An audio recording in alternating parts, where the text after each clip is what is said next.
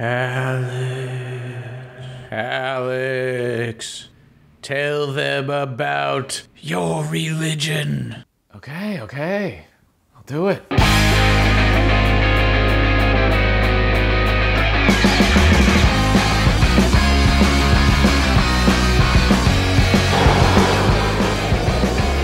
There are many Bose purists that would definitely say Bose is their religion. So please forgive me. I do want to briefly tell you about my religion.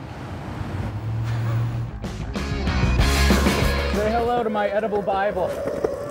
So the gadget we're reviewing today is the Bose frames. They're sunglasses that have speakers built into them. On a personal level, my wife's trying to tell me that Dunkin' Donuts tripped on a rock or something. The Dunkin' Donuts has the better donuts. You all know that's not true, right? Like, whose side are you on? These are the Tenor frames. I've noticed the tech reviews I like best are ones that pose a question that I'm interested in at the beginning. And the question I thought most interesting with these Bose Tenors is, are they a ripoff? You see, the thing is they cost $250, almost $300 when you add in the tax, which sometimes it's worth it. For example, these are my first pair of noise-canceling headphones. They made me a lifelong Bose fan. I've taken these with me all over the world, and they made my life better. This is an awesome Bose product. This is the Bose S1. It's a portable Bluetooth speaker, and it blows all other competition out of the park. When it comes to the Bose Tenor frames, there are a lot of buts that make me wonder, are these a ripoff?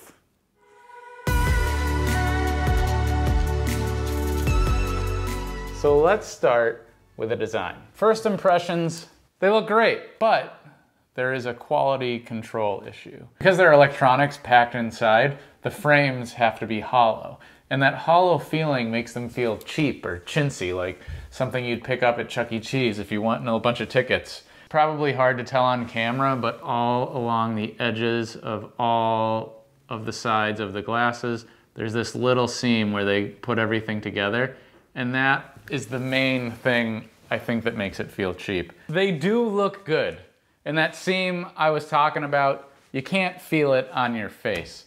It's just like little tiny things that at $250 I would not want to notice.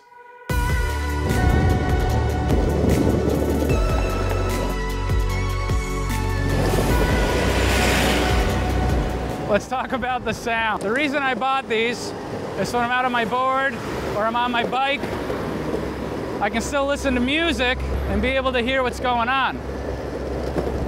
And for that, the sound quality is pretty great. There is a but with the sound though, and that's they have a very limited use case, right? Because they got speakers built in, they're loud. If there's ambient noise, people can't hear what's going on. But if you're anywhere quiet or indoors, the volume in these things, it's too loud. So for a $250 pair of headphones that has a very limited use case, you want to make the judgment call for your own. Do I do this use case enough that it makes sense for me? I should also add there's no bass at all. What's up, guys? Oh, those look good. Had a bunch of watermelons. And a solution to the loud problem, Bose should really consider looking at bone conduction headphones like the Aftershocks. The way those things put sound in your mind is unreal. And I would love to see Bose do a version of headphones like that.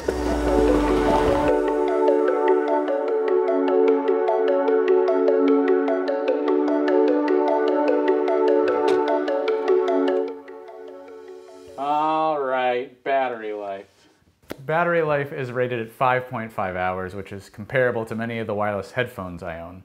It charges by plugging a cable into the frame of the glasses, which you just saw. The issue, the but here, is this case. How are you going to make sunglasses that go into a case in 2020 and not be able to charge it through the case? And of course, you could like finagle a certain way and open this and stick that on and then charge it like that. But who wants to, why? It's just, it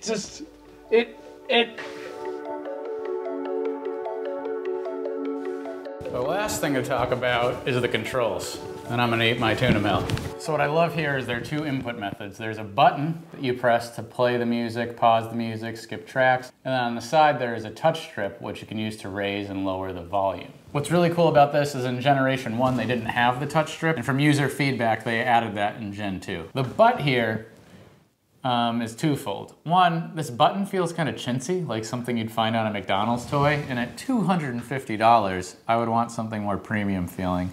The second butt is the touch strip. There is no way to tell on the glasses where the touch strip is, and you have no idea if you're actually pressing it. So a lot of the time, I find myself like, did I do it? I'm not sure if I did it. If you use this to skip songs, you'd be able to tell right away if it worked, but when it's a volume control, you have no idea. It's just, it's useless. So, are the Bose Tenor frames a ripoff? If you're someone that finds yourself outside, you love rocking to music, but you also like being able to hear what's going on, you're gonna love these. For everyone else, at $250, I think that most people would want these to be their only pair of headphones. And I can't see a use case where these would be enough. Sometimes they're too loud for a situation, other times they're not loud enough. There is a very specific purpose for these.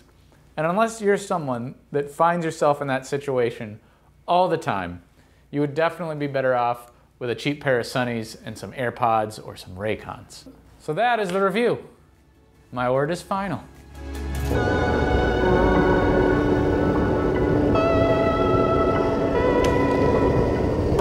Close your eyes. Are they closed? Okay, hold on. Okay, open your eyes. Whoa!